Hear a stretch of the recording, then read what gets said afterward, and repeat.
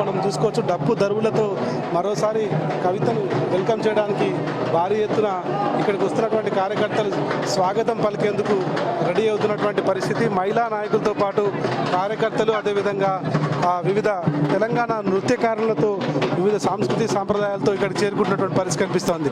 మరోవైపు కవిత ఇక్కడికి చేరుకోగానే సాదర స్వాగతం పలికేందుకు పెద్ద ఎత్తున నాయకులందరూ కూడా లంబాడి యువతులతో వెల్కమ్ చెప్తున్నటువంటి పరిస్థితి కనిపిస్తోంది. ఏది ఏమైనా ఏం జరిగినా కూడా మేము చెప్పినట్టు మాటను నిలబెట్టుకొని ఉంటాం, అదేవిధంగా కవితకు మేము అండగా ఉంటామనేటువంటి చెప్తూ ఆమె తెలంగాణ ఆడబిడ్డ, తెలంగాణ నుంచి వచ్చినటువంటి ఒక ఉద్యమ కెరటం, మాజీ ముఖ్యమంత్రి, తెలంగాణ ఉద్యమకారుడు కేసీఆర్ గారి కూతురుగా ఆమె నిన్ననే జైలు నుంచి బయటకు వచ్చిన తర్వాత ఆమె చెప్పుకుంటూ వచ్చింది చాలా క్లియర్గా.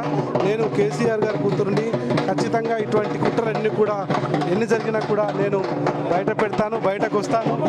ఇప్పటి నుంచి ఇటువంటి జరుగుతున్నటువంటి ఏవైతే ఇష్యూస్ ఉన్నాయో వాటన్నింటినీ కూడా ఖచ్చితంగా ఎదుర్కోవడానికి నేను సిద్ధంగా ఉన్నానని ఆమె చెప్పుకొచ్చారు. మరోవైపు భారీగా నందినగర్లోని బంజారాహిల్స్ నందినగర్లోని కవిత నివాసానికి కార్యకర్తలు, నాయకులతో పాటు అందరూ కూడా చేరుకున్నటువంటి పరిస్థితి కనిపిస్తోంది.